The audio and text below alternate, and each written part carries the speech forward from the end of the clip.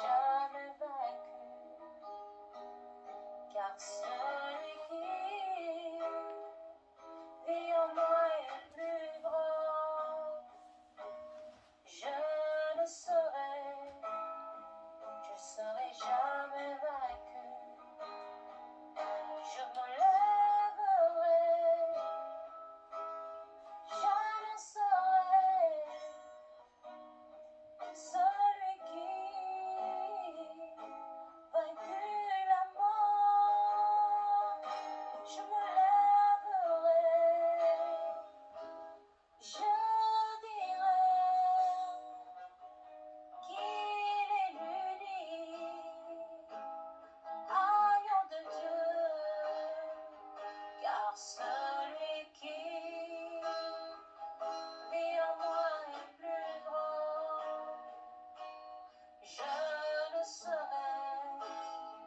serai jamais vaincu, car celui qui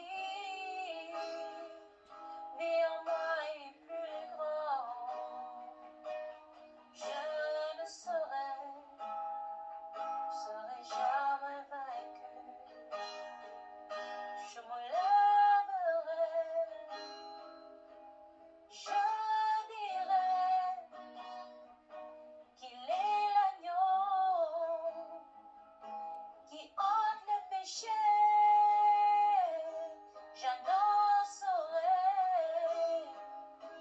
qu'il est l'unique sacrifice. Oh Jésus,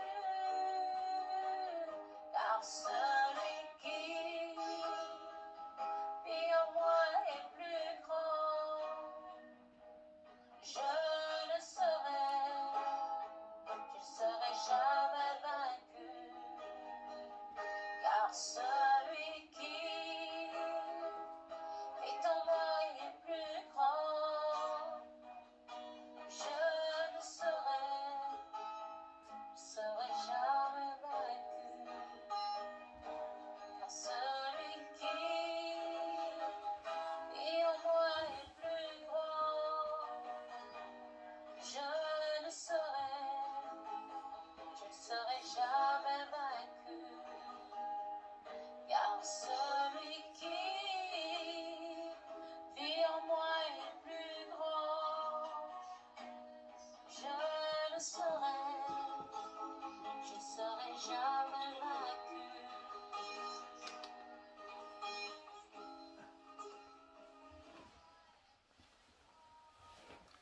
Gloire à Dieu. Merci Seigneur pour ce beau chant, Seigneur, qui nous fortifie.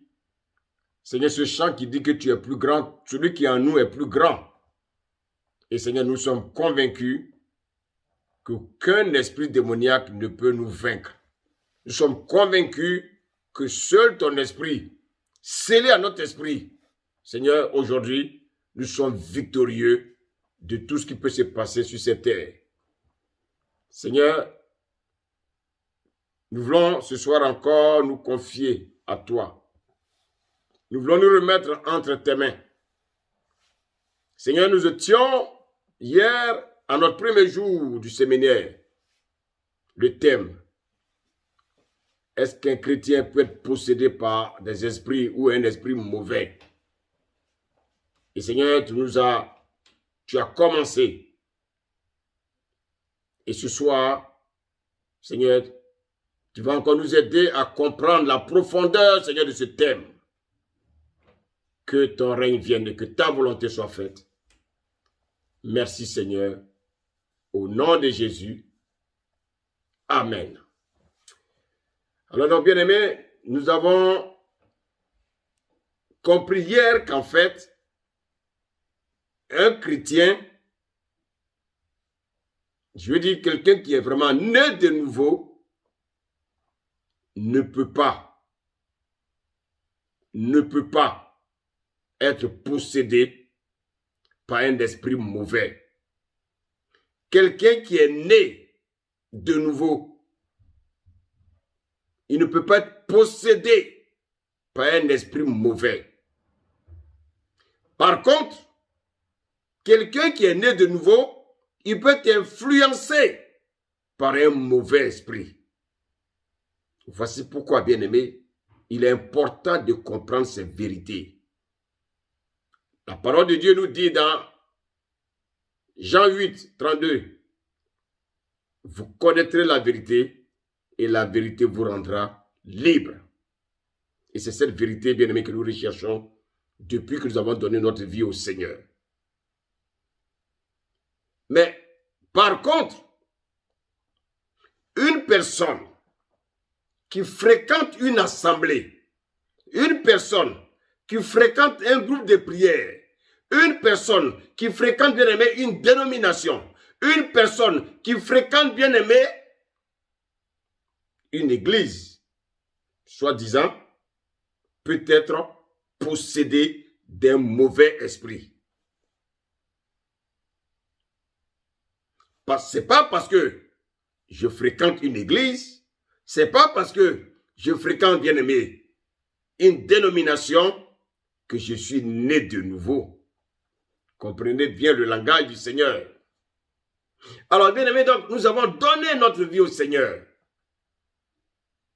Mais nous sommes souvent confrontés à des problèmes. Nous sommes souvent confrontés à des maladies. Nous sommes confrontés à des souffrances inexplicables. Bien aimé. Et on peut même être amené à se poser des questions. Est-ce que je suis possédé? Alors, si je suis possédé, il faut que je cherche à trouver une solution, à lever cette possession. Bien aimé. Et qu'est-ce que je fais? Je cherche la face de Dieu. Donc, je vais vers les hommes de Dieu par le canal duquel Dieu peut me libérer. Alors, il faut savoir que parfois, nous ne sommes pas sous une possession, mais nous sommes sous une oppression démoniaque. Alors, maintenant, ce que nous devons savoir, que si je suis sur une possession démoniaque, je ne peux pas utiliser la solution, bien aimé, qui va me libérer, bien aimé, de mon oppression pour pouvoir sortir, bien aimé, de ma possession démoniaque.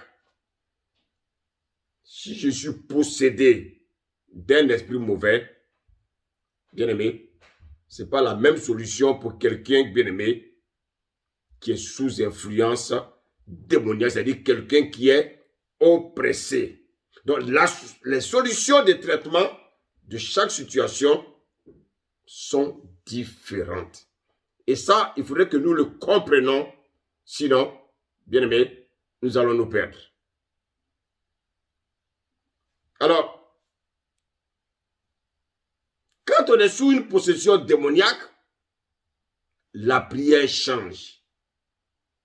Quand on est sous une possession, quand on est sous une oppression démoniaque, également il faut savoir que ce n'est pas la même prière. Ce ne sont pas les mêmes prières, bien aimés, que nous devons utiliser.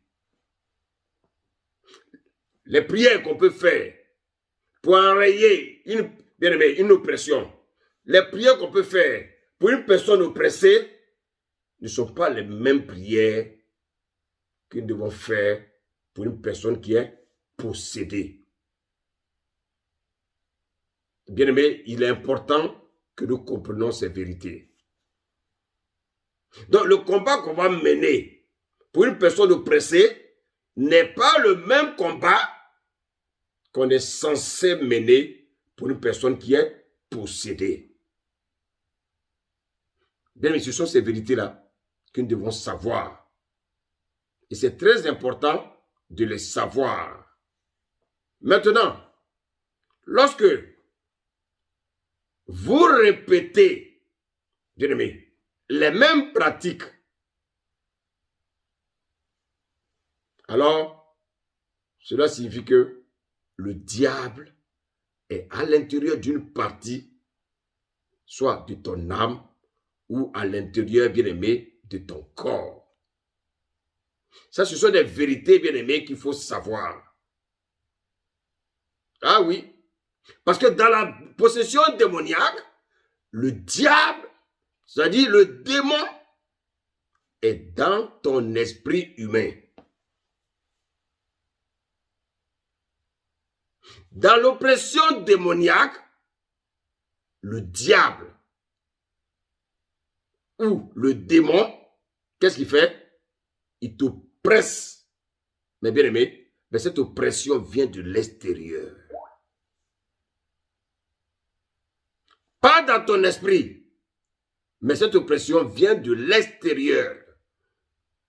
Maintenant, lorsque vous répétez, comme je l'ai dit tout à l'heure, les mêmes pratiques, alors le diable est à l'intérieur d'une partie. Pas dans ton esprit, non. L'esprit est intouchable. Mais il est où? Il est dans une partie, soit de ton âme, soit de ton corps. Et ça, ce sont des vérités, bien aimés, que nous devons savoir. Étant perturbé, tu peux aller voir un pasteur pour lui demander de prier, bien aimé, pour ta liberté. Ce sont des choses spirituelles. Aucun médecin ne peut te donner un traitement pour être libéré. Les choses spirituelles se traitent dans le spirituel. Les choses physiques se traitent dans le physique, mais les choses spirituelles se traitent dans le spirituel. Alors bien aimé, lorsque tu es oppressé, lorsque tu as une possession démoniaque, ce n'est pas un médecin qui va te traiter. Malheureusement, dans ce pays, on a des psychologues, des psychanalystes, bien aimé, ils ne peuvent rien t'apporter. Bien aimé. Bien aimé. Et il faut savoir, comme je l'ai dit, que quand on a une possession démoniaque, les prières sont différentes de lorsque nous sommes sous une oppression démoniaque.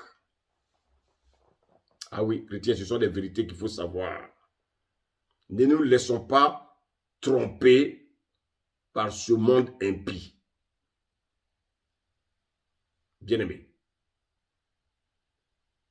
il faut savoir, parce que si tu ne sais pas ces vérités, tu vas entraîner des complications sur ta vie.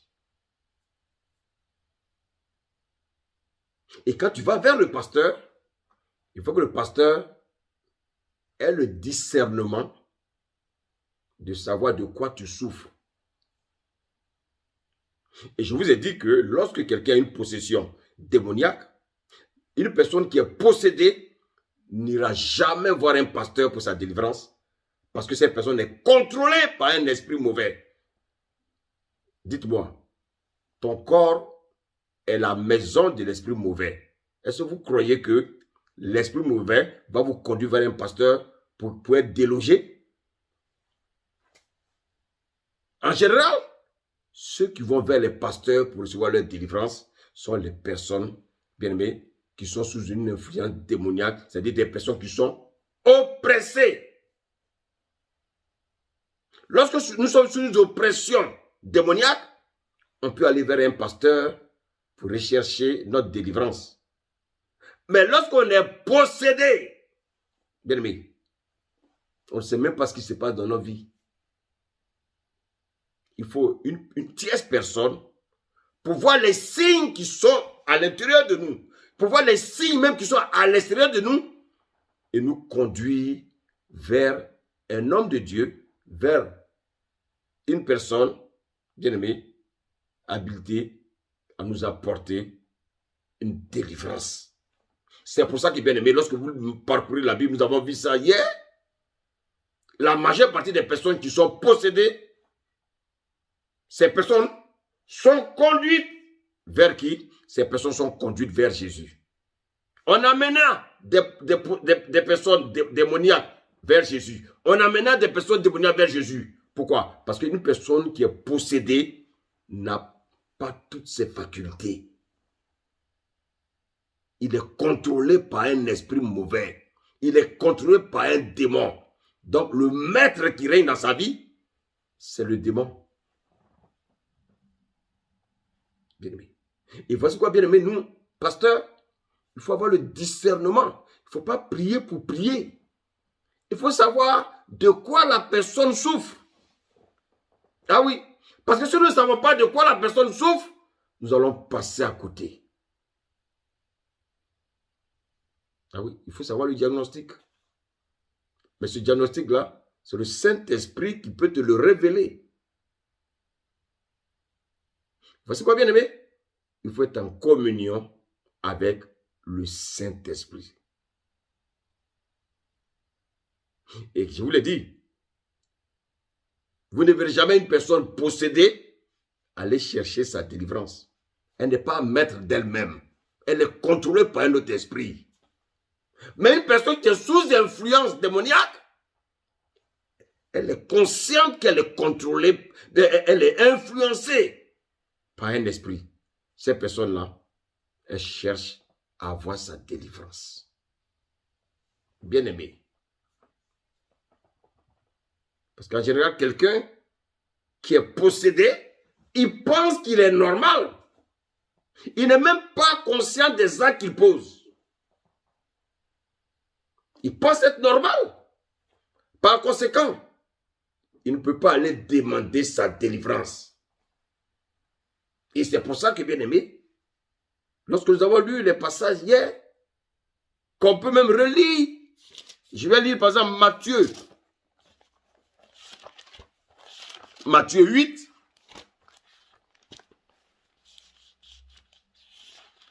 Matthieu 8, le verset 16, il est dit, le soir, on amena auprès de Jésus plusieurs démoniaques. On amena ces démoniaques vers Jésus. Pourquoi? Mais qui les amenait?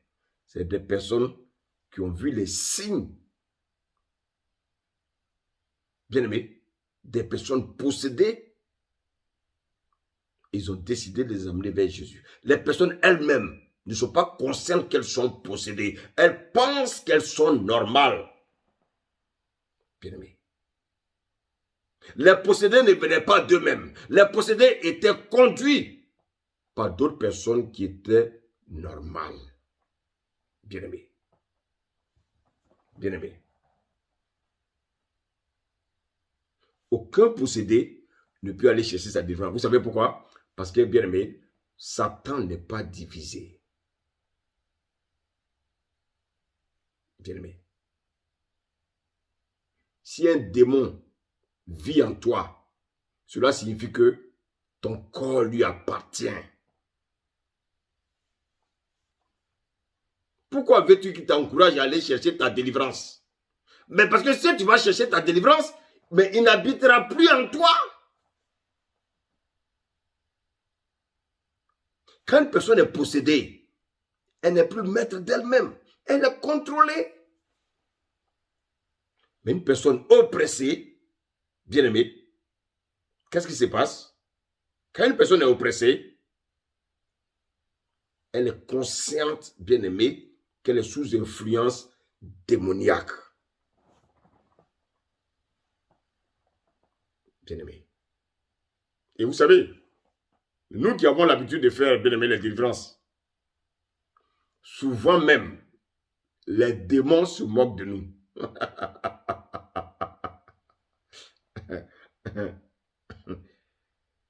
Lorsque nous n'arrivons pas à faire la différence entre un possédé démoniaque et un oppressé démoniaque, bien aimé, et une troisième personne, une troisième catégorie, et une personne qui pêche, Bien-aimé, souvent, c'est même honteux. Si tu ne sais pas faire la différence entre quelqu'un qui pêche, entre quelqu'un qui est possédé, un possédé démoniaque, ou bien quelqu'un, bien-aimé, qui est sous influence démoniaque, comment tu peux l'aider? Vous savez, je suis en train de vous dire quelque chose. Vous savez, il y a des personnes qui vivent dans le péché.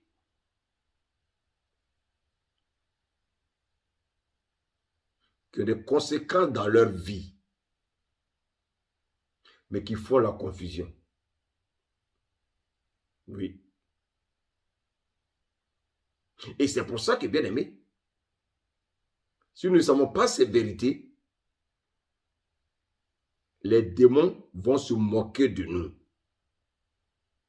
Ah oui. Il y a des moments souvent quand on fait des démons, on voit qu'il y a le démon qui rit. Ce n'est pas la personne qui rit, c'est le démon qui le possède qui rit. Et voici pourquoi, bien aimé, il faut avoir vraiment le discernement. Vous savez, le péché a des conséquences, bien aimé, qui peuvent ressembler à une possession. Vous pouvez être dans une position, bien aimé, vous pouvez être dans une situation d'interdit de péché.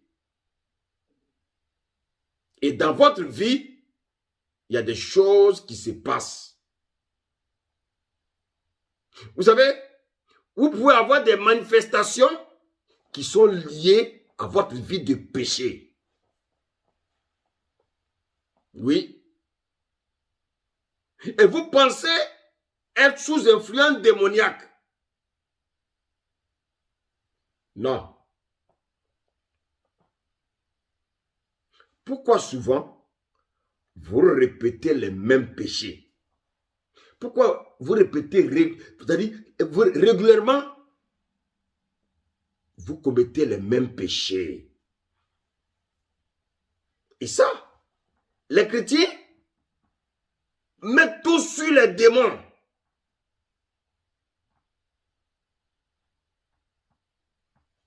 Nous allons voir pourquoi vous répétez les mêmes péchés.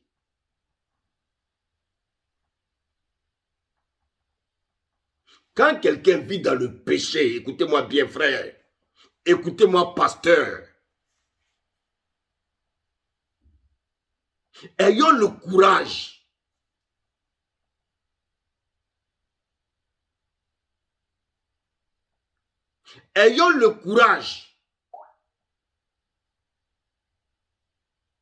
si dans vos assemblées, les gens vivent dans le péché, ayez le courage, bien-aimé, de leur dire d'abandonner le péché.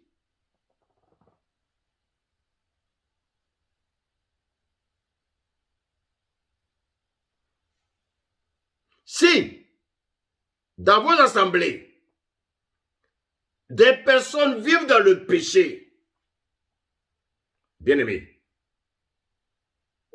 si des personnes dans vos assemblées vivent dans le péché, ayez le courage de leur révéler le péché dans lequel ils vivent et arrêtez d'accuser les démons.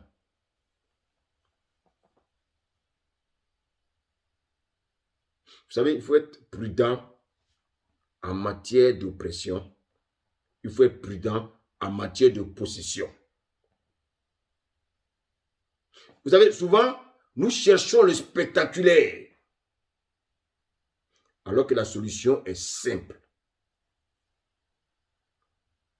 Le jeûne et la prière est souvent la solution devant certaines situations. Le jeûne et la prière, bien aimé, devant le Seigneur, qui va vous révéler la situation exacte de la personne qui est en face de vous. Parce qu'il faut savoir une chose. Toutes les personnes qui viennent vous voir, toutes les personnes qui souffrent, ne sont pas forcément possédées. Toutes les personnes qui viennent vous voir, qui souffrent, bien-aimés, ne sont pas, bien-aimés, des personnes sous influence démoniaque.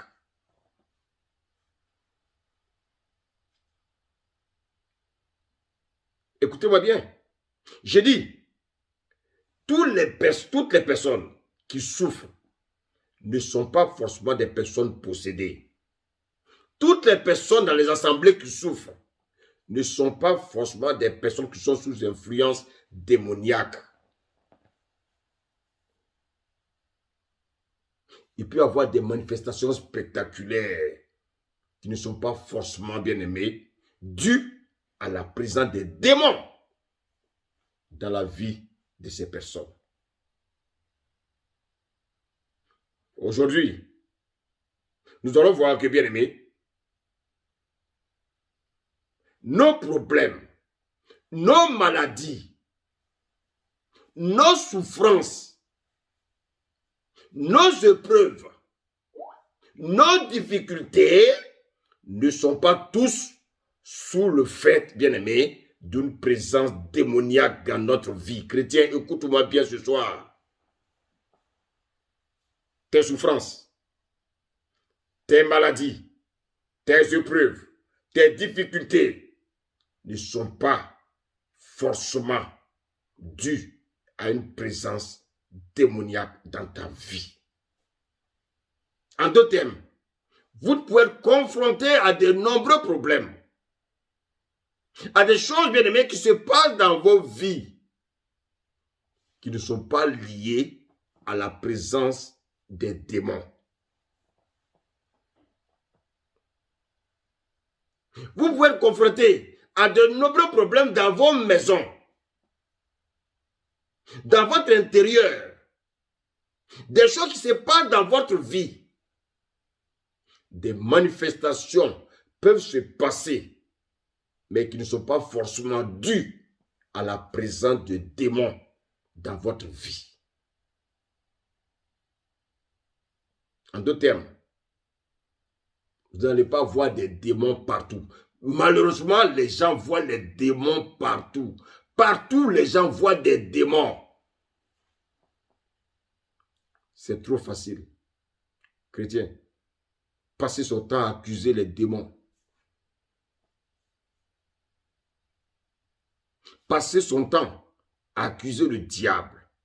Mais pourtant, le Seigneur nous dit qu'il a été dépouillé. Donc, il n'a aucun pouvoir. Maintenant, pourquoi il est encore autour de toi? Donc, c'est de ta propre faute.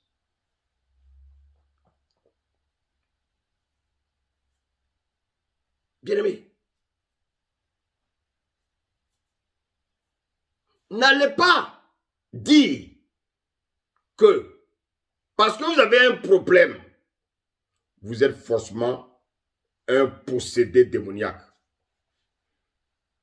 Ne dites pas parce que vous avez un problème. Bien-aimé, vous êtes un oppressé démoniaque.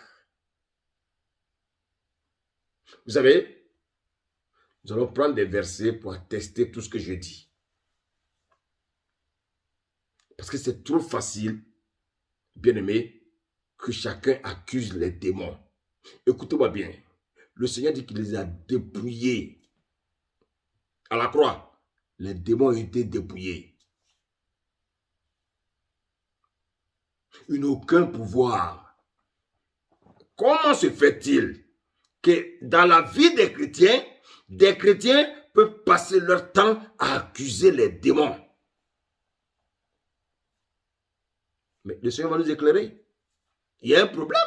Parce que le Seigneur ne peut pas nous dire qu'il les a dépouillés à la croix, qu'ils ont été cloués à la croix, ils ont été mis en spectacle. Et lorsque nous donnons notre vie à Jésus, le Seigneur dit que je vous ai donné le pouvoir de marcher sur les scorpions, de marcher sur les serpents et sur la puissance de l'ennemi, et rien ne peut vous nuire. Et nous nous allons continuer à dire que ce sont tous les problèmes que nous traversons sont liés à la présence des démons. Bien-aimés, que le Seigneur nous aide à comprendre ces choses. Sommes-nous pas responsables de ce qui nous arrive? Les pauvres démons, il faut les accuser de tort à travers. Bien-aimés, quelle est la vie que nous menons? Nous passons notre temps à accuser les démons. Nous passons notre temps à accuser les démons. Mais les démons, à un certain moment, se disent, mais nous n'avons rien fait. Vous savez, des problèmes que vous traversez, les échecs dans vos vies, les maladies dans vos vies, les difficultés dans vos vies, je vais vous montrer d'où cela peut venir. Je vais lire un passage dans le livre de Psaumes.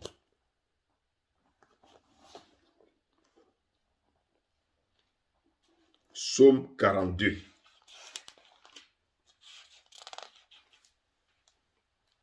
Donc, le Psaume 42, je lis le verset 6. Pourquoi t'as battu, mon âme, et gémis-tu au-dedans de moi? Espère en Dieu, car je le louerai encore. Il est mon salut et mon Dieu. Verset 7. Mon âme est abattue au-dedans de moi. Qui parle ici?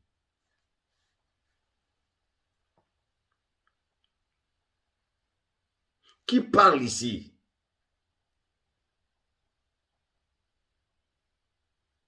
Nous voyons que c'est David. Il se parle. Il n'est pas devenu fou, hein? Non. Mais David se parle. Ici, David pose une question à une personne.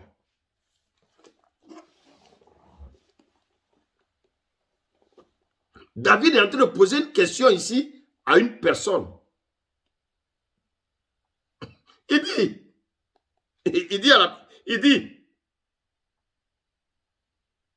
Il dit à cette personne-là, pourquoi t'as battu? Mais quelle est cette personne à qui David s'adresse ici?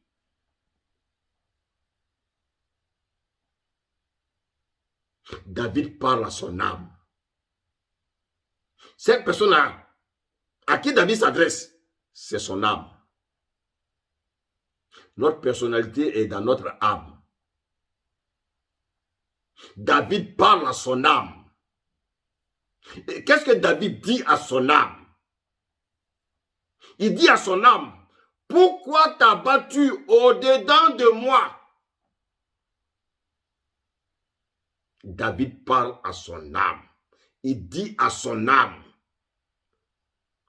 bien-aimé, pourquoi gémis-tu au-dedans de moi? La parole de Dieu, c'est vraiment merveilleux. Mais si on n'a pas ces vérités, on va passer à côté. La parole de Dieu, bien-aimé, c'est un tout. Tu veux une solution à ta vie? Médite la parole. David parle à son âme. Il dit à son âme, pourquoi t'as battu au-dedans de moi? Pourquoi David parle à son âme? David dit que son âme gémit au-dedans de lui. Donc, au-dedans de David, il se passe des choses bizarres. Et que fait David? David est dans le questionnement. Comme toi qui m'écoutes, il y a des choses bizarres qui se passent dans ta vie. Et tu es aussi dans le questionnement. Il dit à son âme, pourquoi gémis-tu au-dedans de moi? Pourquoi? Bien-aimé, qu'est-ce qu'un gémissement? Quand on dit quelqu'un gémit,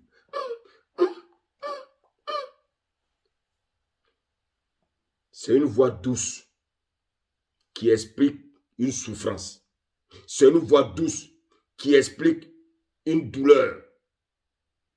Allez dans les hôpitaux où il y a des chambres à plusieurs.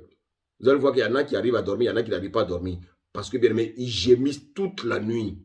Et nous, comme bien aimé, nous sommes bien portants, nous ne voyons pas, bien aimé, l'importance de Dieu. Comme nous sommes bien portants, nous ne voyons pas l'importance, bien aimé, de notre frère. Nous ne voyons pas l'importance de notre prochain. Allez dans les hôpitaux. Il y a des gens qui ne ferment pas les yeux. Parce qu'ils ont des douleurs en permanence. Toi, aujourd'hui, tu es en bonne santé. Tu ne respectes plus rien. Parce que tu es en bonne santé, tu penses que les autres sont des misérables. Tu penses que tu es au-dessus des autres. Tu n'as aucun respect pour les autres.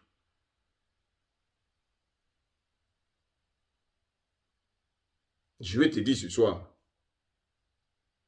que tu as des frères et sœurs, si c'est vraiment tes frères, qui gémissent 24 heures sur 24. Je te pose une question. Toi qui ne gémis pas, es-tu mieux que celui qui gémit? Toi qui ne gémis pas, tu n'as jamais péché? Tu as même peut-être commis des péchés plus horribles. Mais tu ne gémis pas. Donc tu ne peux pas savoir ce que c'est que, bien-aimé, être un enfant de Dieu. Tu ne peux pas savoir, tant que tu ne sais pas ce que c'est que la souffrance, tant que tu ne sais pas ce que c'est que l'épreuve, tant que tu ne sais pas ce que c'est que la douleur, tu n'es pas un enfant de Dieu. David ici est dans le questionnement. Il se dit, mais pourquoi gémis-tu? David parle à son âme. Oh, bien-aimé.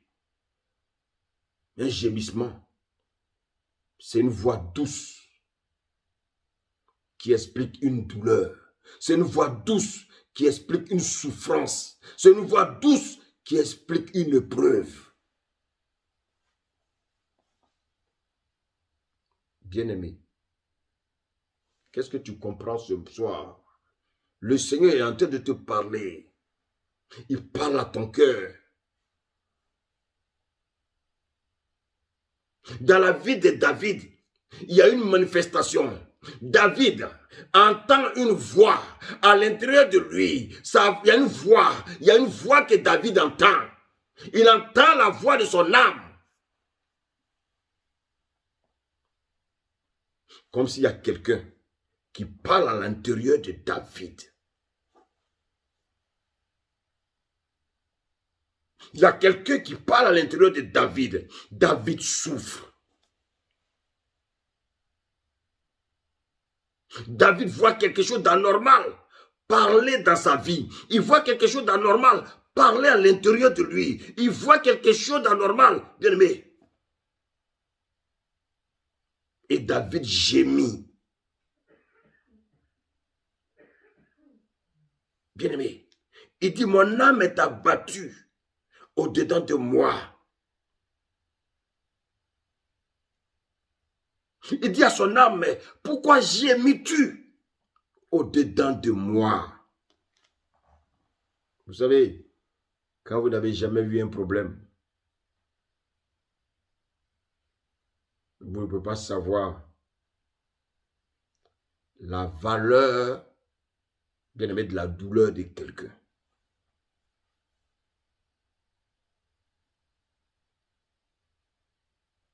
Il y a des personnes qui se disent chrétiennes,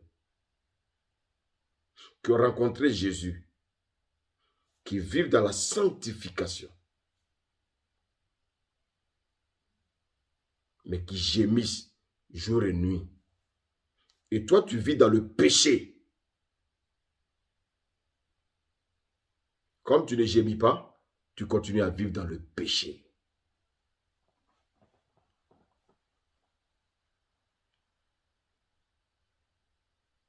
Oui. Parce qu'on t'a fait comprendre que la grâce, c'est la tolérance du péché.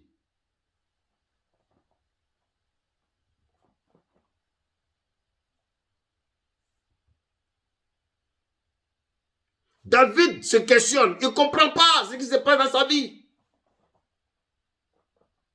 Et quand on se questionne, c'est qu'il y a des choses qu'on ne comprend pas.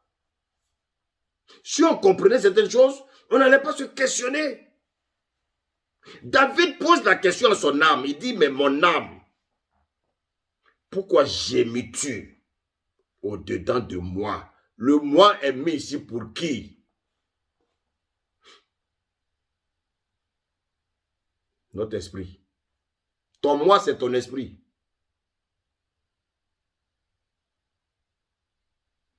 Bien aimé, les gens veulent me taire.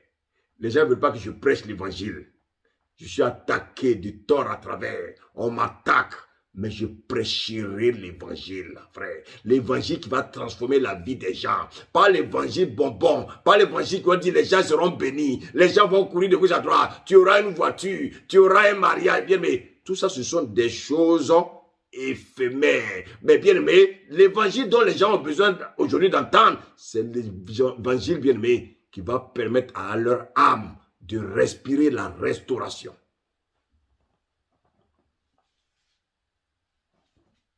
David dit à son âme, pourquoi gémis-tu au-dedans de moi? David était dans la souffrance, frère.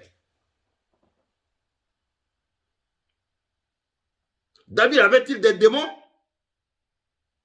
David avait-il une possession démoniaque? David était-il sous une influence démoniaque? David était-il un oppressé démoniaque? Nous verrons la réponse. Le Seigneur va nous répondre. Comme beaucoup pensent que quand quelqu'un souffre, quand quelqu'un gémit, c'est qu'il est sous influence démoniaque. Nous allons voir le cas de David ici. David qui a été de gémir, David qui pleure, David qui n'arrive pas à dormir, David qui est dans la souffrance. Si David est sous influence démoniaque, ou si David est possédé démoniaque. David est-il possédé par des démons? Ou David est-il sous influence démoniaque? Voici pourquoi il souffre. On le saura. La parole est là pour nous éclairer. Bien aimé, nous accusons toujours les démons. Nous oublions toujours d'accuser les démons. Les démons c'est ceci, démons ceci, démons ceci, démons. Il y a des gens, à faute d'appeler les démons ont envahi leur maison. Vous donnez trop de pouvoir aux démons. À la croix, Jésus a écrasé sa tête, frère. Il n'a plus de pouvoir, mais vous redonnez du pouvoir aux démons. David gémissait. David entendait des voix, frère.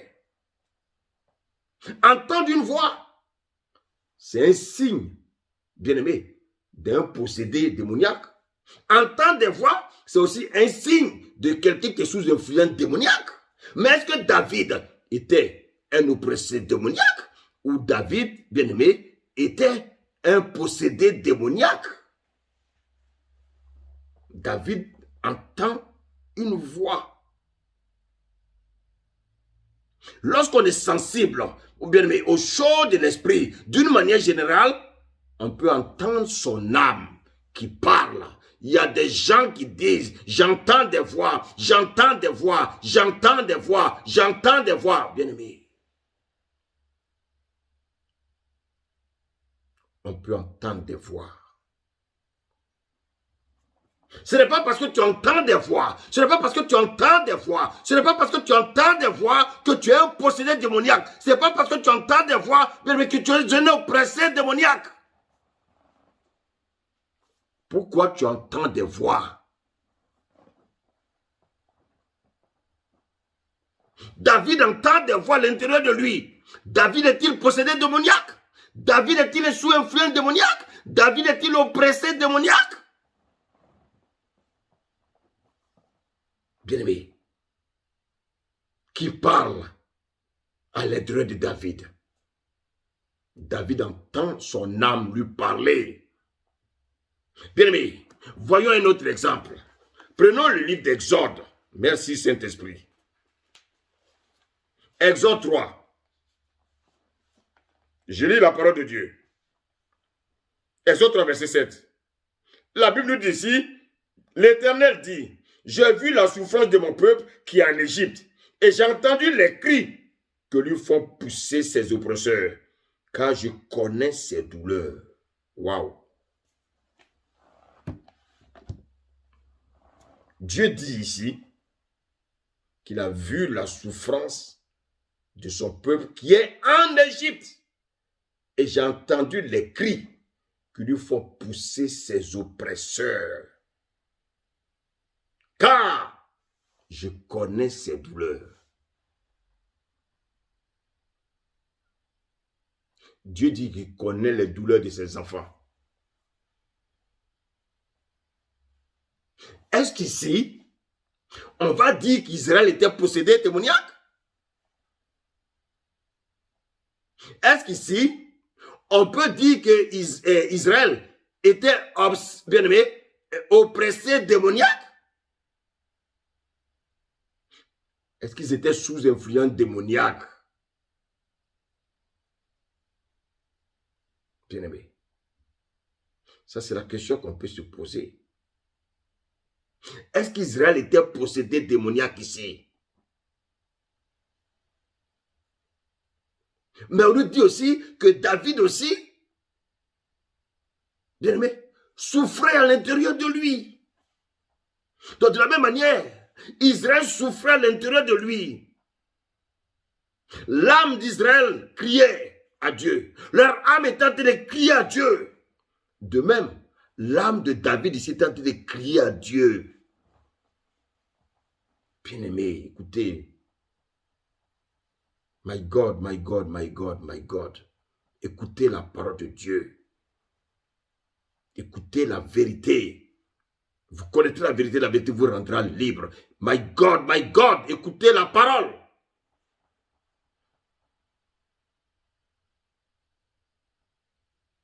Est-ce que Israël, ici, souffrait parce qu'ils avaient des démons? Est-ce que David, ici, entendait des voix, il souffrait à l'intérieur de lui parce qu'il avait des démons? Alors, pourquoi, bien-aimés, vous croyez que tout ce qui se passe dans vos vies sont liés à des démons?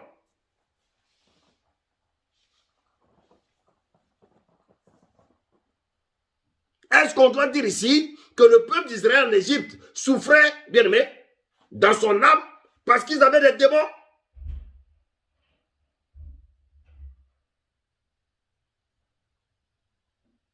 Si David comprenait ce qui s'est passé dans sa vie, il n'allait pas se questionner. Il n'allait pas dire, mais mon âme, pourquoi gémis-tu? Pourquoi t'as battu?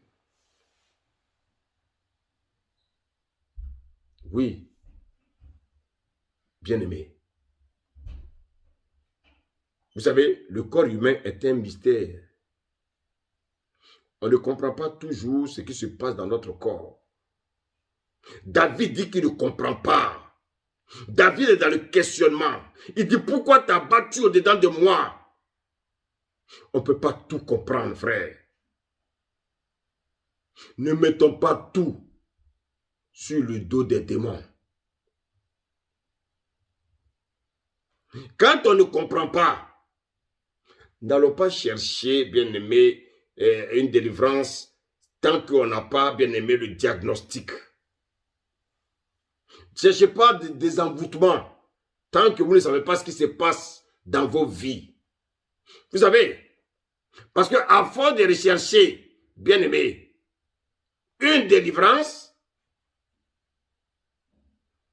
vous finirez par vous faire posséder par un quelconque imposition des mains. Venant de qui?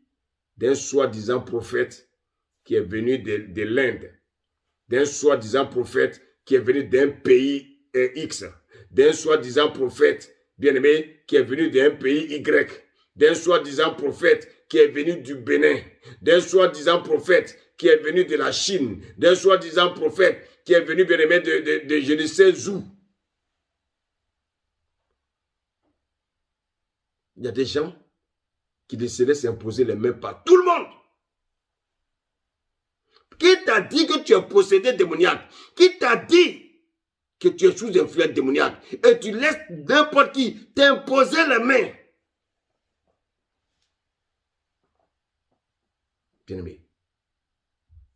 Bien-aimé, écoutez-moi ce soir. Le Seigneur veut parler aux chrétiens ce soir. Ceux qui se disent chrétiens, écoutez la parole de Dieu, écoutez la vérité.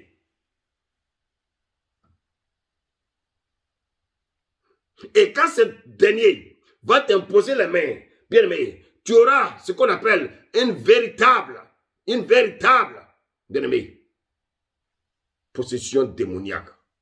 Parce que c'est ce soi-disant pasteur ou prophète va te transmettre maintenant les vrais démons. Je suis très sérieux, je sais de quoi je parle. La délivrance n'est pas un jeu d'enfant. À tout carrefour, on veut délivrer. À tout carrefour, on veut délivrer. La délivrance n'est pas un jeu d'enfant. Ce n'est pas un jouet.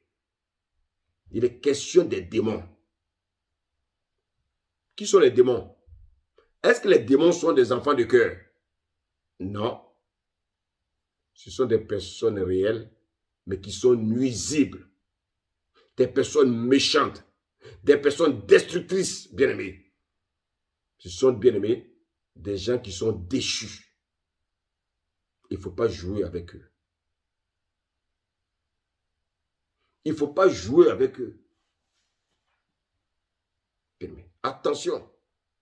À force de vous faire imposer les mains par Y ou X, n'importe qui arrive, il vous impose les mains. Parce que tu ne sais pas très bien ce qui se passe dans ta vie. Alors tu fais ce qu'on appelle de l'automédication. Tu estimes qu'on doit t'imposer les mains. Mais qui t'a dit qu'on doit t'imposer les mains? Et qui t'a dit que tu as des démons? David ne comprenait pas ce qui s'est passé dans sa vie. Il n'avait pas d'explication. Il dit, pourquoi t'as battu? Pourquoi gémis-tu à l'intérieur de moi? David entend des gémissements. Il se pose des questions.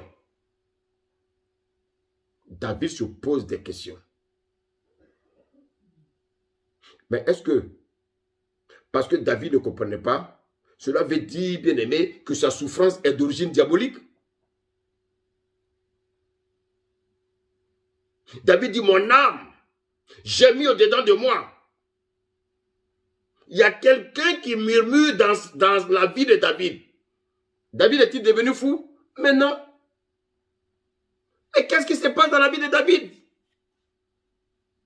Écoutez-moi bien. Écoutez-moi bien. Pourquoi David était-il dans la souffrance? David avait commis un triple péché. Écoutez-moi bien. David va coucher avec Bathsheba, la femme de Uri. David va tuer son amant. Et qu'est-ce que David va faire? Il va voler la femme d'autrui.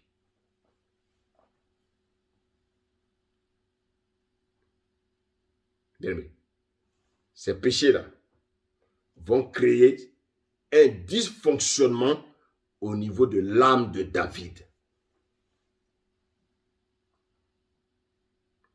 Alors toi qui pêches, continue de pécher et accuse les démons. Le péché n'est pas une mince affaire, frère. David, il a pris la femme d'autrui. David a volé la femme d'autrui. David a couché la femme d'autrui. David a tué son amant. Un triple péché.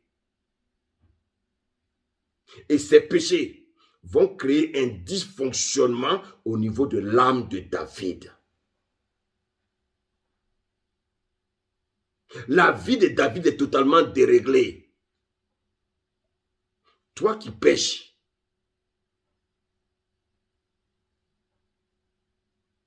quand tu as des problèmes, tu cherches des boucs émissaires, les démons. Écoutez-moi bien. Quand tu vis continuellement dans le péché, il y a un dérèglement de tout ton être. C'est-à-dire quoi?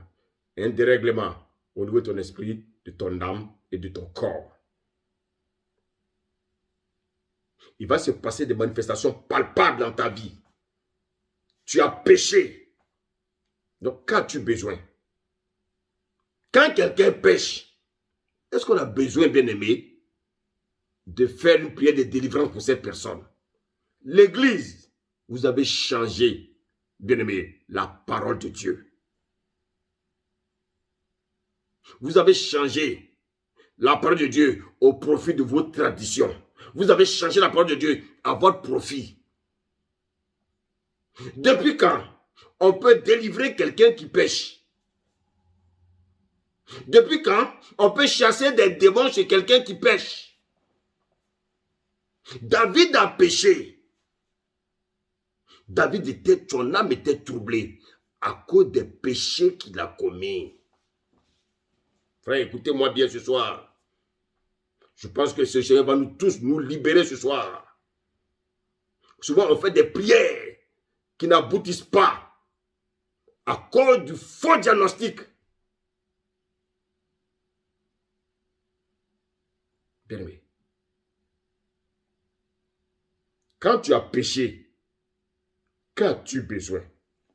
Tu as besoin qu'on te pose les mains? Non. Quand tu as péché, ça veut dire quoi? Ce sont des démons qui te possèdent? Non. Quand tu as péché, ça veut dire que tu es sous influence démoniaque? Et donc pour cela, on a besoin de prier pour toi, pour t'imposer les mains? Frère, on ne pose pas les mains aux pécheurs.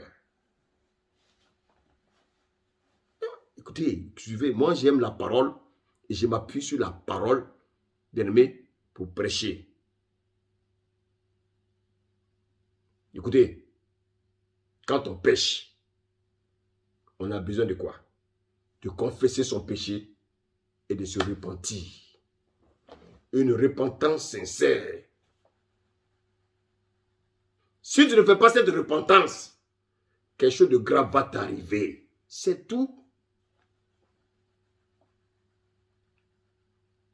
Il ne faut pas appliquer des remèdes de délivrance quand quelqu'un a péché. Non, frère.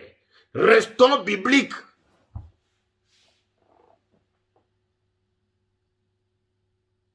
Restons bibliques. Quand quelqu'un pêche, cette personne a besoin de confesser son péché et de se repentir. Il faut arrêter, bien aimé, l'évangile tordu. Pour peu, on va imposer les mains aux gens. Pour peu, tu ne sais même pas. Le pasteur là, que tu ne connais pas, qui a été t'imposer les mains, est-ce que tu connais sa vie?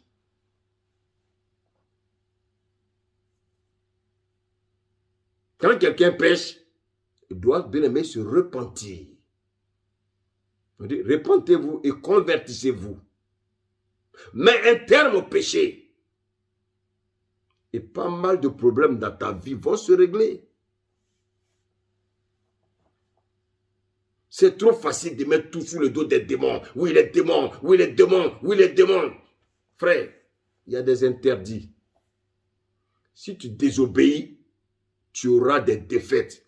Si tu désobéis, tu auras des problèmes. Si tu désobéis, tu auras des souffrances. Et ces souffrances-là, c'est toi-même qui vas les chercher, frère. C'est ta vie de péché qui te donne des choses inexplicables dans ta vie. Alors, parce que tu ne comprends pas ce qui t'arrive, alors tu vas chercher une délivrance. Non. Mais c'est parce que tu pêches. Confesse simplement ton péché. Abandonne ta mauvaise vie. Quelle est cette attitude où on met tout sur le dos du diable? Aujourd'hui, tout ce qu'on fait, c'est le diable. Oh, c'est le diable.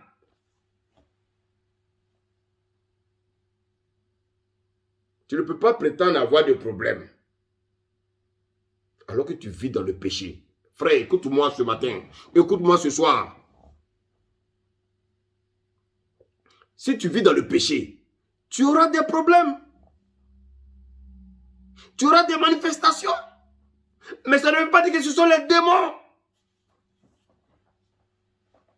Il faut que tu sois responsable de tes actes. Et laisse le diable tranquille. Le diable n'a plus de pouvoir.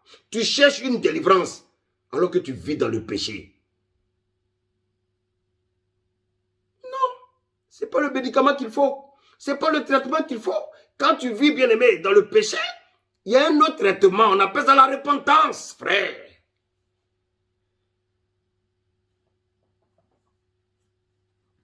Tu ne peux pas prétendre ne pas avoir de problème alors que toi-même tu es conscient que tu vis dans le péché. Quand on vit dans le péché, bien aimé, les problèmes, les manifestations, comment on appelle ça, ne manqueront pas. Les problèmes seront présents dans ta vie.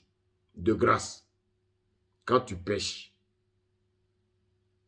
sache qu'il y a les conséquences du péché.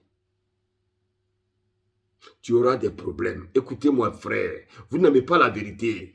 Vous voulez les bonbons, vous voulez les gens qui vous mentent. Moi, j'ai menti avant de connaître Jésus. Aujourd'hui, là, I don't know. And I don't want. Je ne veux pas. Je ne veux pas avoir des problèmes avec le Seigneur. Avant, je mentais. Il a eu pitié de moi. Il m'a sauvé. Je vais continuer encore à mentir. Ah, frère. D'où viennent tes problèmes? Ce ne sont pas les démons. Ne cherche pas ailleurs ce que toi-même tu sais. Tu connais la provenance de tes problèmes. Arrête d'accuser les démons. Laisse les démons en paix. Tout n'est pas dû à des démons, frère. Nous sommes nous-mêmes responsables de tout ce qui nous arrive. David, il va recevoir la réponse à sa question. David, il va se rendre compte qu'en fait, ce ne sont pas les démons qui troublent sa vie, mais ce sont les péchés qu'il a commis qui le troublent. David va comprendre, bien aimé, qu'il faut se repentir et se convertir.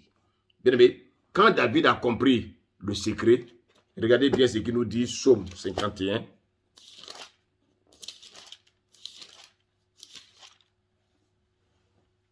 Psaume 51, verset 2.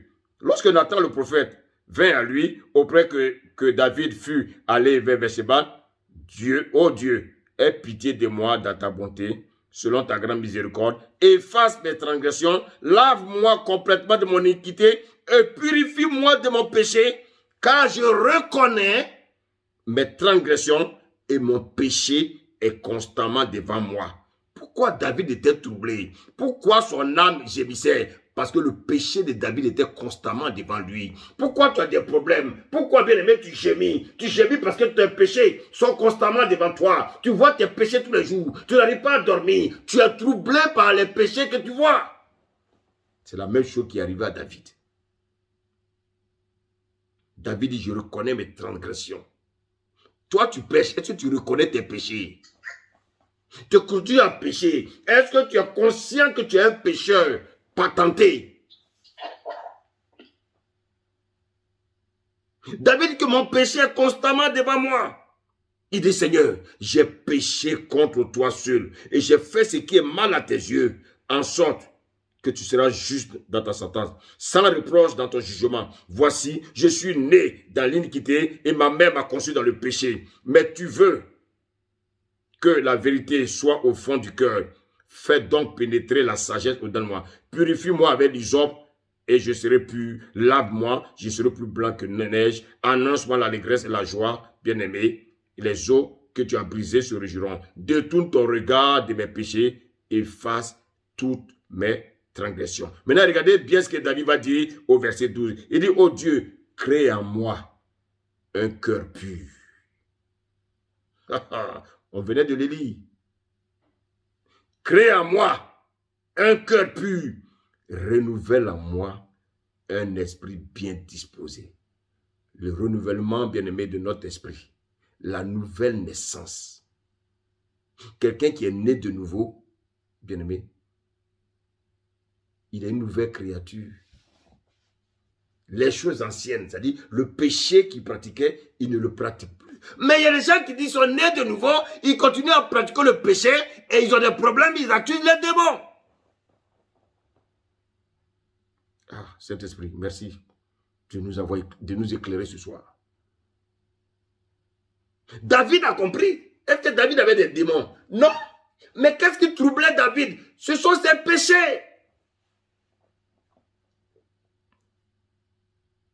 Bien-aimé, quand on vit dans le péché, suivez l'exemple de David. Qu'est-ce que David a fait? Il a confessé ses péchés. Il s'est repenti. Qu'est-ce que Dieu a fait? Dieu a pardonné. Et qu'est-ce que Dieu a fait? Dieu l'a lavé. Dieu l'a rendu comme blanc comme neige. Et puis qu'est-ce que le Seigneur a fait? Le Seigneur lui a donné un cœur pur. Et il a renouvelé en David, bien-aimé, son esprit.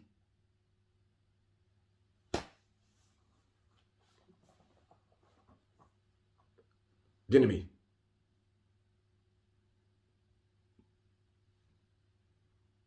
c'est ce que doit faire tout homme qui vit dans le péché. Se repentir et se convertir. Ce n'est pas aller chasser des démons. Pas besoin de rechercher, bien aimé, une délivrance par imposition des mains inutiles. C'est inutile. C'est inutile. Chers frères serviteurs de Dieu. Chers frères serviteurs de Dieu, toi qui m'écoutes. Paul a dit à son fils Timothée, quand vous lisez 1 Timothée 5, verset 20, il dit quoi? Ceux qui pêchent, reprends-les devant tous, afin que les autres aussi éprouvent de la crainte. Ayons le courage, bien-aimé, de dire la vérité, bien-aimé, aux gens qui pêchent. Ayons le courage de leur dire d'arrêter de commettre le péché. Vous avez peur que vos assemblées se vident. Mais ces âmes ne vous appartiennent pas. Ne vous en faites pas. Si vous prêchez la vérité, les vrais disciples vont arriver. Les vrais disciples vont rester. Mais faisons comme Jésus. Regardez, je vais vous montrer quelque chose. Chers collègues, écoute bien ce que l'Esprit nous dit. Et regardez, quand on lit Jean 6, qu'est-ce qui s'est passé? Au début, les gens venaient pour manger le pain, ils mangeaient le poulet, ils mangeaient la viande, ils mangeaient, bien aimé, les yaourts, on leur offrait des glaces, Jésus leur offrait des glaces. Oui, chaque jour, Jésus faisait des miracles, ils mangeaient, il leur donnait des vêtements. Ils étaient plus de 5000. Quand la parole a commencé à foudroyer maintenant, la parole de Dieu, la vérité, quand il va leur dire, je suis le pain qui est descendu du ciel. Et il a dit ce pain-là, si quelqu'un mange de ce pain, il vivra éternellement. Et le pain que je donnerai, c'est ma chair. Et je donnerai pour la vie du monde. Oh! Un cannibale, un cannibale, un cannibale, un cannibale, un cannibale. Il veut qu'on mange sa chair. Est-ce que c'est ce que Jésus a dit? Non.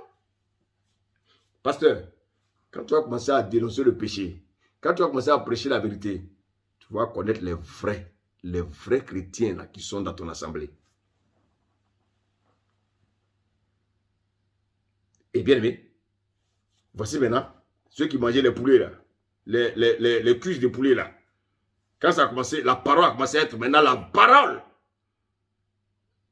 Plusieurs de ses disciples, après l'avoir entendu dire, cette parole est dure, qui peut l'écouter? Vous ne pratiquez pas. Donc ça veut dire que si vos églises là sont remplies, ça veut dire que le message que vous prêchez ne vient pas de Dieu. Parce que si ça vient de Dieu, personne ne peut l'écouter.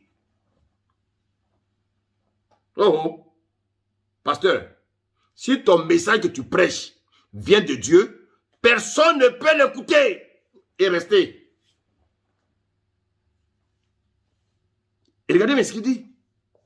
La Bible dit, au verset 64, mais il y en a parmi vous quelques-uns qui ne croient point, car Jésus savait dès le commencement qui étaient ceux qui ne croyaient point et qui était celui qui le livrerait.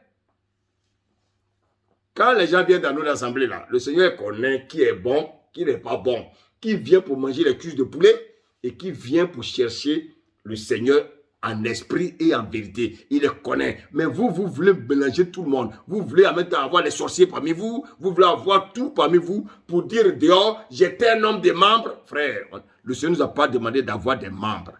Il nous a demandé de bien-aimer, de faire quoi? De faire des disciples. Et regardez bien ce qui va se passer. De plus de 5 000, ils étaient plus de 10 000, en comptant les femmes et les enfants. Regardez bien, la Bible nous dit, Jésus dit, dès ce moment, plusieurs de ses disciples se retirèrent et ils n'allaient plus avec lui. Jésus donc dit aux 12, et vous, ne voulez pas aussi vous en aller? Ils sont restés 12. Mais vous avez 5 000 dans votre assemblée, expliquez-moi. Non, expliquez-moi. Vous avez 5 000 membres dans votre église. Donc vous êtes plus fort que Jésus. Donc c'est Jésus qui est méchant. Et puis vous êtes amour. Non, moi je veux comprendre. Parce que moi je m'appuie sur la parole. Comment des gens, ils mangeaient les cuisses de poulet, ça allait. Maintenant, on leur demande de manger la nourriture spirituelle, ils fuient. Donc, quels sont les messages que vous prêchez dans vos églises? Pour maintenir les gens captifs. Mais regardez la question. Quand Jésus va leur poser la question, regardez bien la réponse. Dès ce moment, écoutez-moi bien. Il dit, ici, il dit au verset 68, Simon-Pierre lui répondit, Seigneur. Jésus va dire aux 12, mais vous voulez-vous pas aussi vous en aller?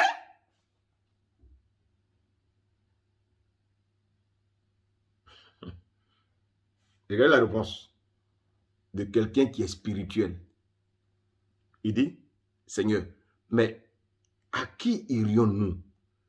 Toi, tu as les paroles de la vie. Et nous avons cru et nous avons connu que tu es le Christ, le Saint de Dieu. Il dit, Jésus leur répondit, n'est-ce pas moi qui vous ai choisi? C'est le Seigneur Jésus qui choisit les âmes pour vous amener. Mais parmi les âmes là, il y en a que vous devez faire des disciples. Mais vous prêchez des messages pour ne pas faire des disciples. Vous voulez faire des membres pour vous. Bien-aimés. Vous voulez faire des membres pour vous. Et l'un de vous est un démon. Il savait que dans son assemblée, il y avait un démon. Est-ce que Jésus ne savait pas? Il savait. Mais le démon était là. Le démon était là. Parmi les 12, il y avait un démon. Mais est-ce que Jésus l'a chassé? Non. Il y a un temps pour toutes choses. Il dit de laisser le blé et l'ivraie. De les laisser. Mais, à la fin, on saura lequel qui est le blé, lequel qui est l'ivraie. Il y a trop de mélange dans les assemblées. Et bien aimé, ici, il faut reprendre les chrétiens quand ils pêchent. Vous avez peur de les reprendre parce qu'ils vont partir. C'est vous qui les avez amenés alors. Ce sont vos membres à vous. Vous n'avez rien compris. Ayons le courage de dire, bien aimé, aux gens d'arrêter de commettre le péché. Parce que vous avez peur que les assemblées se vident. Qui va payer les factures? Mais faites confiance au Seigneur. Même s'il y a 2, ils vont payer. Le Seigneur permettra. Prêchez la vérité. Les vrais disciples resteront. Regardez au temps de Jésus. Les vrais disciples sont restés.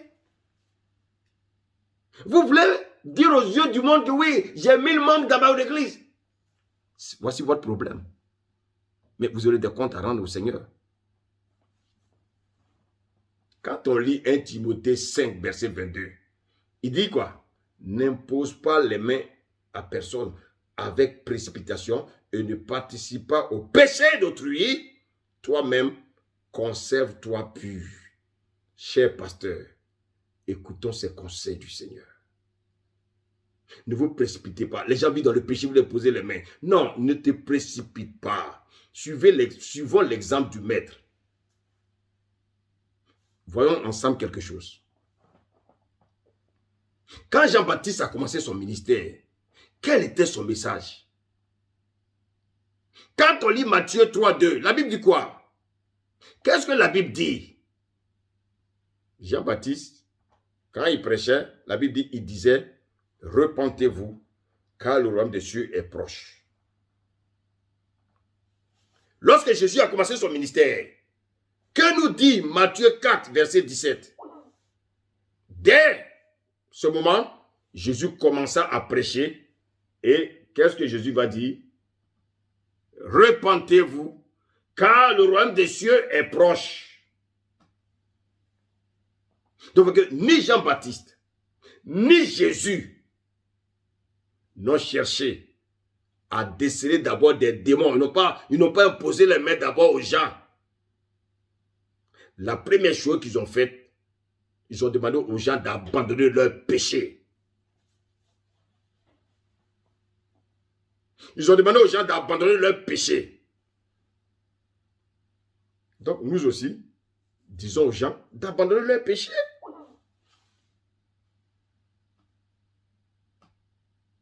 Disons aux gens d'abandonner leur péché.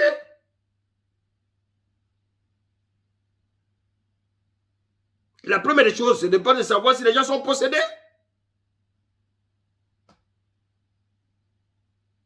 Judas Iscariote, il avait un démon. Mais est-ce que Jésus a dit, viens, je vais t'imposer les mains, le démon va partir? Non, ce n'est pas ça la première chose. La première chose, c'est de conduire les gens à la repentance. Jésus a prêché la repentance. Jean-Baptiste a prêché la repentance. Bien aimé, après la Pentecôte, qu'est-ce qui va se passer? Après la nouvelle naissance, les pasteurs, les apôtres, les évangélistes, les prophètes et docteurs, qu'est-ce qu'ils ont fait? Quand on lit le livre des Actes, Acte 2, verset 37, la Bible dit quoi? C'était les apôtres. La Bible dit, après avoir entendu ce discours, ils eurent le cœur vivement touché et ils dirent à Pierre et aux autres apôtres, hommes frères, que ferons-nous? Pierre a dit, approchez, on va vous imposer les mains pour chasser les démons. Approchez, approchez, on va chasser les démons. Vous êtes possédés. Oh, vous avez des influences démoniaques, approchez. Non. Qu'est-ce qu'ils ont fait? Ils ont fait comme Jean-Baptiste, ils ont fait comme Jésus. Ils ont dit quoi? Repentez-vous et que chacun de vous soit baptisé au nom de Jésus pour le pardon de vos péchés et vous recevez le don du Saint-Esprit. Bien-aimés, vous avez vu? Jésus n'a pas imposé les mains aux gens pour chasser les démons. Jean-Baptiste n'a pas imposé les mains aux gens pour chasser les démons. Mais aujourd'hui, vous les pasteurs, quand les gens arrivent dans l'assemblée, la première des choses, vous voulez chasser des démons.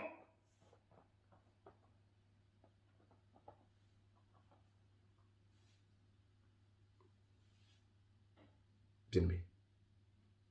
Lorsqu'on reçoit le don du Saint-Esprit, on ne peut plus être possédé. Ces personnes-là, quand les pierres ont prié et qu'ils ont reçu le Saint-Esprit,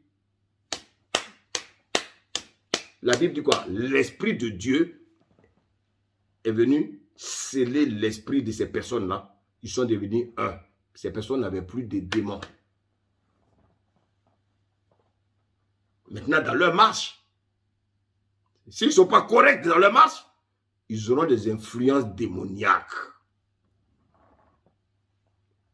S'ils ne sont pas corrects dans leur marche, ils auront des influences démoniaques. Mais lorsque, bien-aimés, nous recevons Jésus, lorsque nous confessons nos péchés, que nous passons par la repentance, le Saint-Esprit vient habiter dans notre esprit et nous devenons des enfants de Dieu. On ne peut pas être en même temps l'enfant de Dieu et puis être enfant du diable. Ce n'est pas possible.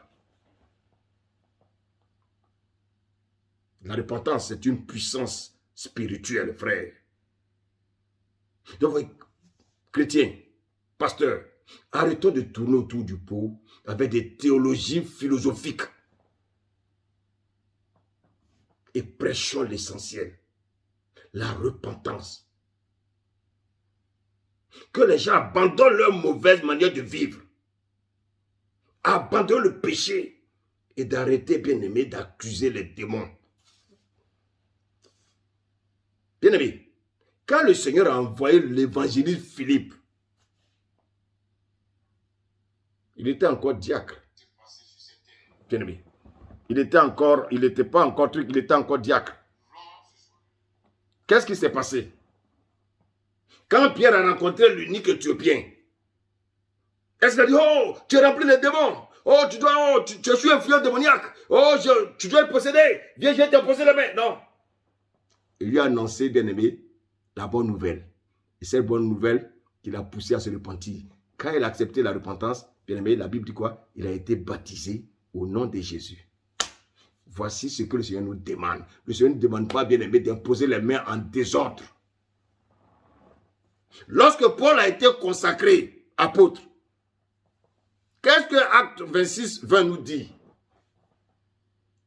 On dit, à ceux de Damas d'abord, puis à ceux de Jérusalem, dans la Judée et chez les païens, Paul dit, j'ai prêché la repentance et la conversion à Dieu avec la pratique d'œuvres dignes de la repentance.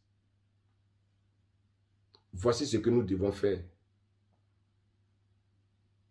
Donc, sachons que, bien-aimés, toutes vos souffrances, toutes vos épreuves, toutes vos tribulations, vos maladies, vos échecs, vos problèmes, les problèmes de foyer, etc., même tous vos décès, bien-aimés, ne sont pas attribués aux démons, mais au péché.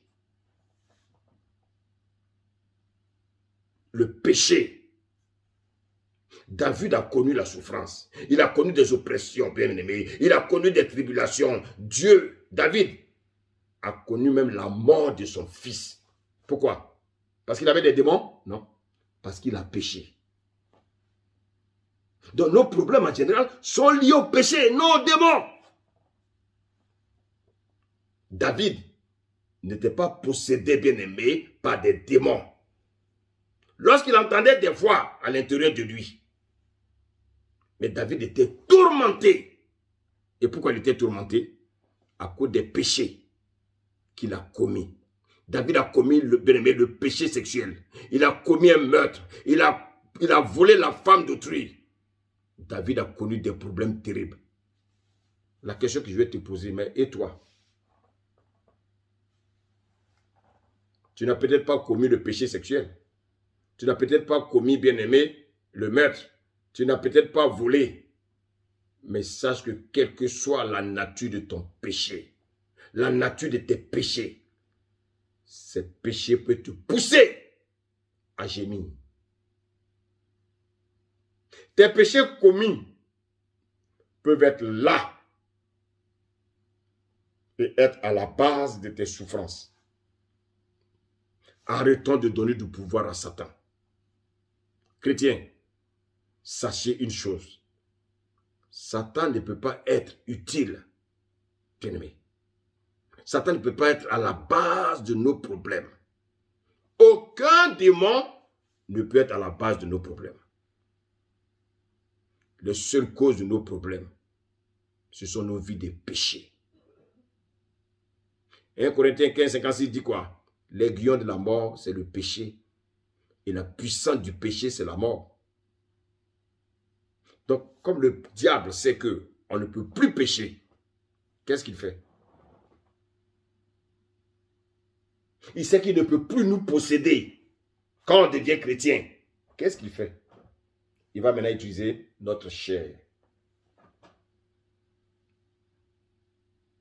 Il va utiliser notre chair. Et c'est pour ça qu'il bien aimé, dans Romains 6, 13, la Bible dit quoi? Ne livrez pas vos membres au péché. Parce qu'avant le péché, il n'avait pas besoin qu'on lui livre ses membres. Il nous possédait déjà. Le péché nous possédait déjà. Ici, le Seigneur te dit qu'une fois que tu as été nettoyé, tu peux maintenant de façon délibérée livrer tes membres au péché. Mais comment? Par un acte de désobéissance. Et c'est par l'acte de désobéissance que David a poussé les bien-aimés et le péché. Il a poussé, bien-aimé, tous ses problèmes à lui.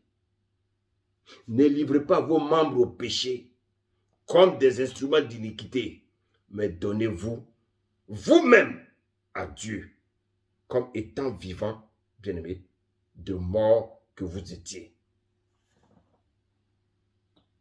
Bien-aimé. Ici, c'est l'idée de quoi? De la maison nettoyée d'occupants. Christ nous a lavés. Maintenant, il nous laisse. Maintenant, le choix, sans forcer, et il dit désormais, c'est à nous-mêmes de nous donner à Dieu. Maintenant, se donner à Dieu doit se faire comment? Doit se faire comme on se donnait facilement au péché.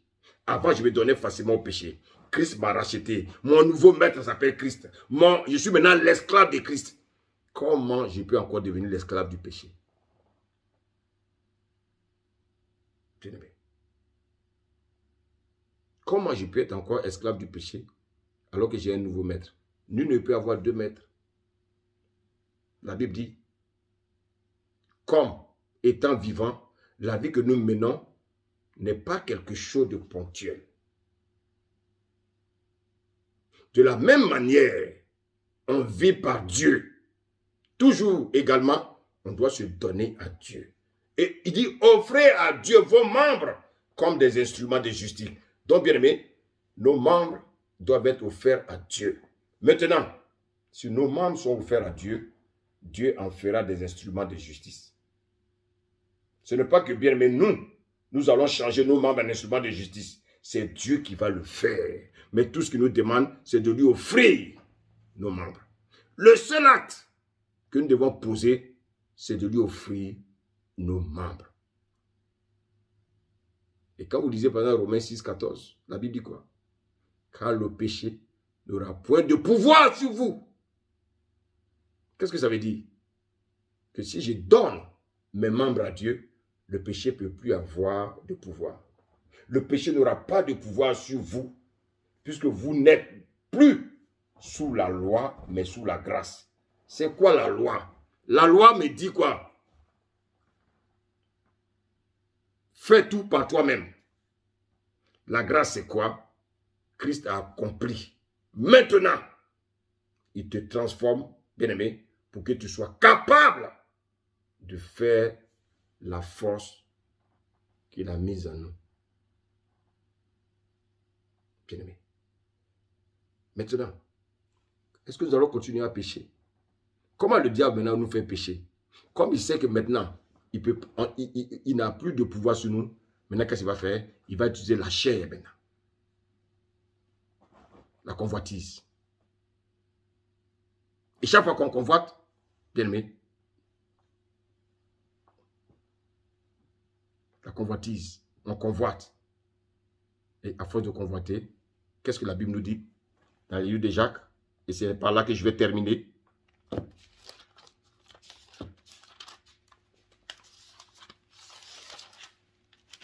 Merci Saint-Esprit. Donc Jacques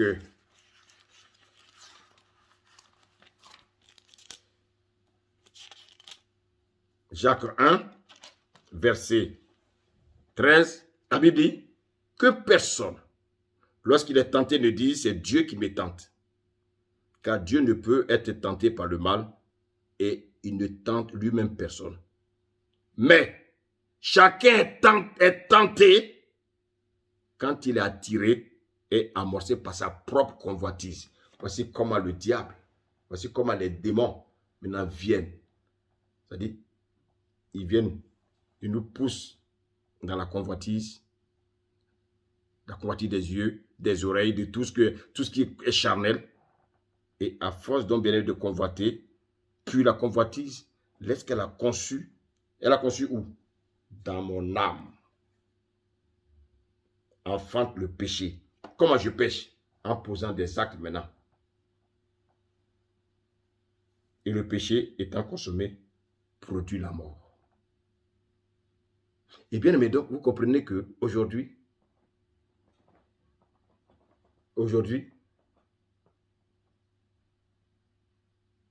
si je souffre, ce n'est pas parce qu'il y a des démons dans ma vie, mais c'est parce que je suis encore esclave du péché, alors que le Seigneur m'a libéré du péché.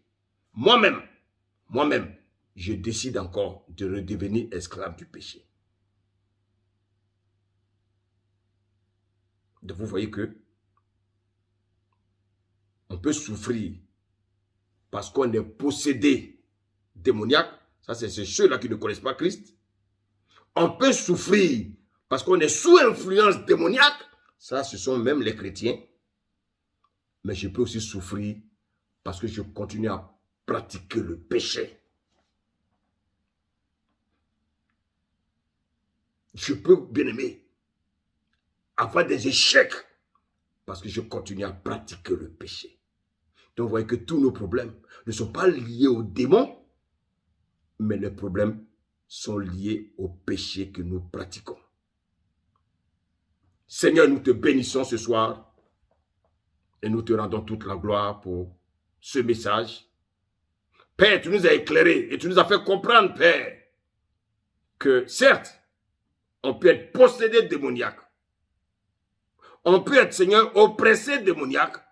Mais Seigneur, on peut aussi nous-mêmes nous créer des problèmes parce que nous vivons dans le péché. Seigneur, merci. Et quelle est la solution lorsqu'on vit dans le péché? Bien-aimé, la Bible dit, repentez-vous et convertissez-vous. Bien-aimé, si je suis conscient de mon péché, je confesse de ma bouche le péché et je me détourne de ce péché. Donc c'est ça la repentance. Et c'est en cela, bien-aimé, que j'aurai la conversion. Et l'ennemi ne pourra rien contre moi. Que le Seigneur vous bénisse. Bye bye. Bye bye. Bye bye. Bye bye. Amen.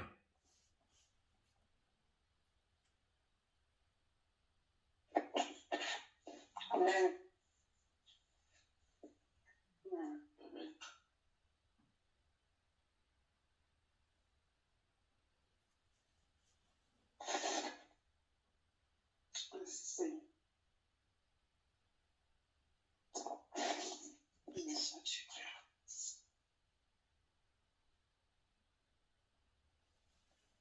Bien, nous allons faire donc la prière finale. Seigneur, nous te bénissons et nous te rendons toute la gloire. Merci Seigneur pour ce moment que nous avons passé dans ta présence. Tu es le Dieu vivant, le Dieu de paix. Seigneur, à qui irions-nous comme Pierre pouvait le dire? Toi qui as les paroles de la vie. Seigneur, nous voulons prier encore pour le dernier jour demain. Seigneur, tu vas encore nous enseigner. Merci pour ce que nous avons entendu et ce que nous avons appris. Et merci encore pour ce que tu feras demain. Seigneur, je prie également pour des personnes qui sont encore sous le péché. Je prie, Père, Père, que leur cœur soit touché afin de décider d'abandonner le péché et de vivre selon ta direction. Que l'honneur et la magnificence te reviennent au nom de Jésus. Amen. Amen. Amen. Bonne soirée à tous. Bonne soirée. Bonne soirée.